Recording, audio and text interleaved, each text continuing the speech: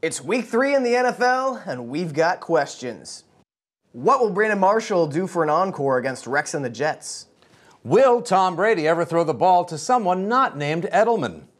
Are your Broncos in trouble with a supersized rematch against Seattle? And have any other football stars been injured or suspended since this program began? These questions and more answered on today's Fantasy War Room Live. Waffle House.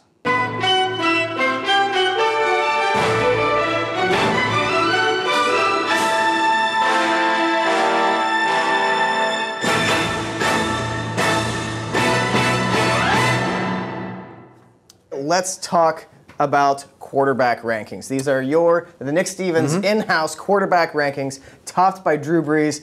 After 2 weeks of playing pretty well, Drew Brees returns home to his beloved Superdome and the turf of New Orleans. That's right. He gets a little bit of that home-cooked love. He's going to be. I feel like he's going to be playing angry this week because that's 2 really close last-minute losses in games they should have won. They should and could be coming home 2-0. Instead, they're coming home 0-2. Now, we know only 12% of teams that start 0-2 make the playoffs, and these Saints very well could be one of them because I think they're a better team than they're playing right now. Yeah.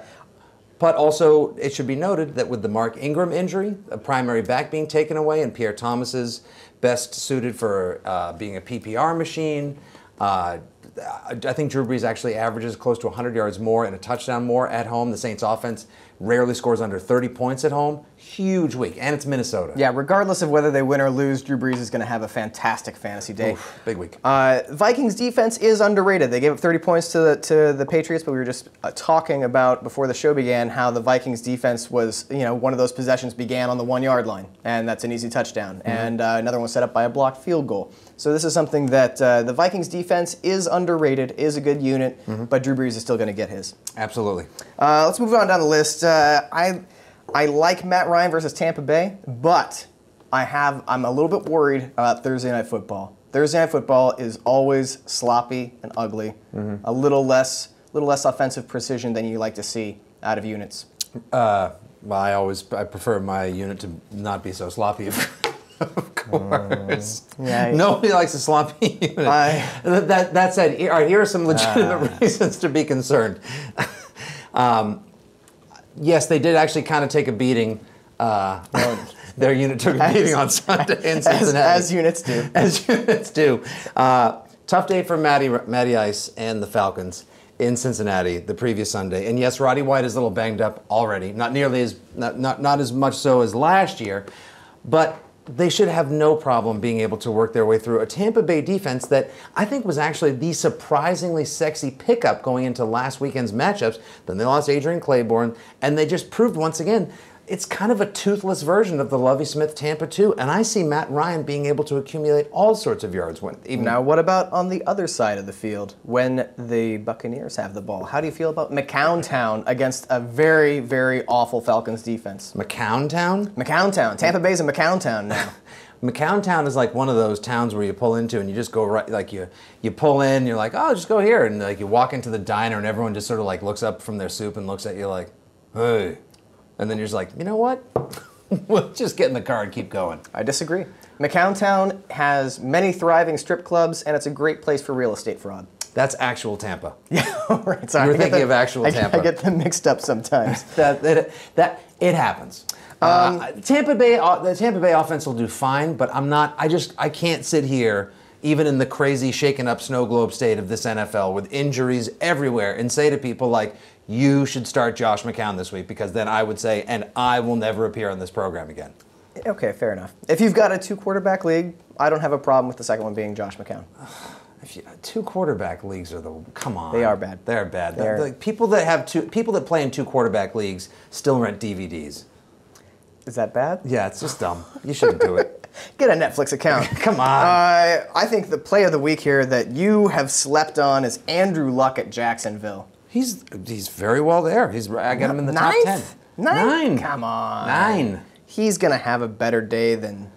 Okay, everyone has done very well, but Nick Foles did not have a huge week 1 against Jacksonville. Now, last week, obviously, Kirk Cousins did, but that's because Jacksonville was like, oh, the backup's coming in.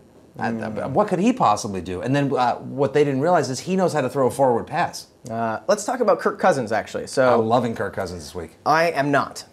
Why? And here is why. Okay. I believe it was either Bill Barnwell or Smart Football who shared on Twitter photos of every single completion that Kirk Cousins made. Like what did the Redskins receiver look like the moment that he caught the ball, the moment that the pass was thrown? And it was a receiver with no Jaguars in the picture every single time. So those receivers are not going to be as wide open this weekend, even though Philadelphia is not that impressive a defensive unit. We know this.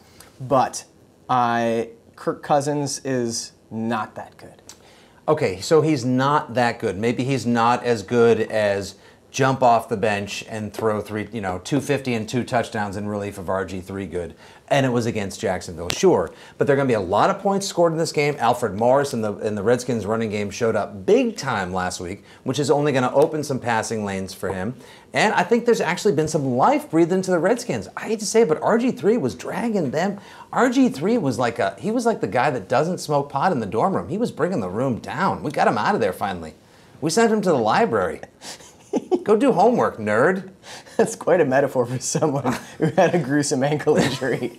I told you this. It's a strange year for football. But you know what? We are talking football, which is nice. Yeah, it is nice. And I'm going to, as we go through the rankings, I think you're sleeping a little bit on Cam Newton. Had a very fine first appearance. Passer rating of 100. Nice, I think completed 65% of his passes. Only tossed 1 touchdown. But I think against a shoddy Pittsburgh defense, playing at home, I think Cam Newton's a better play. I'll even say Tony Romo's a nice play this week. In St. Louis. In St. Louis. Again, he's had a horrific start to the year. His play action passes aren't working. It's just gone all wrong for him. And I hate to use a dated and obvious movie reference, but Maverick after Goose dies, and Viper's like, keep sending him up. Keep sending him up. So I say, keep sending Tony Romo up. So do you think that every time Romo steps back in the pocket, he's just saying silently, talk to me, Goose, talk to me?